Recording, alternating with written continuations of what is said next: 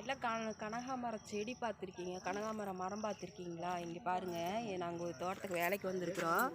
கனகாமரம் மரம் பாருங்கள், இந்த பூ பாருங்கள் எவ்வளோ அழகாக இருக்குதுன்னு. நல்லா இருக்குங்களா? பாருங்கள், மரத்தை பாருங்கள் எவ்வளோ பெருசாக இருக்குது. பார்த்தீங்களா, நானே பார்த்து ஆச்சரியப்பட்டு போயிட்டேங்க. கனகாமரம் பூ மாதிரி அவ்வளோ அழகாக இருக்குது.